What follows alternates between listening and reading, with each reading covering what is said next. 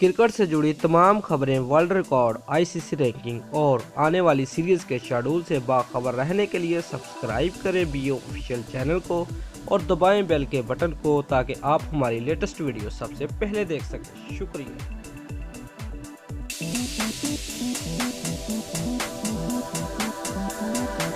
Viewers, अगर आप पाकिस्तानी हैं तो कमेंट में जल्दी से बताएं कि आपकी फेवरेट टीम जनूबी अफ्रीका है या श्रीलंका। व्यूअर्स, कैंडी में श्रीलंका ने जनूबी अफ्रीका को चौथे वनडे मैच में 3 रन से हरा दिया। व्यूअर्स, 5 मैचेस की सीरीज में जनूबी अफ्रीका को 3-1 की बढ़तरी हासिल है।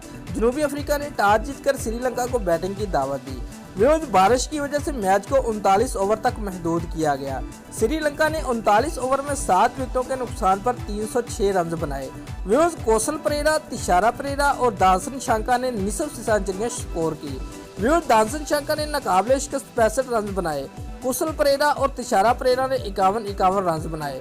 व्यूअर्स, जनूबी अफ्रीका की बैटिंग के दौरान भी बारिश की वजह से मैच को रोकना पड़ा। डिकवर्थ लुइस मेथड के तहत जनूबी अफ्रीका को 21 ओवर में 191 रन का हदफ मिला। व्यूअर्स, ताहम जनूबी अफ्रीका 21 ओवर में 9 विकेटों के नुकसान पर 187 रन बना सका।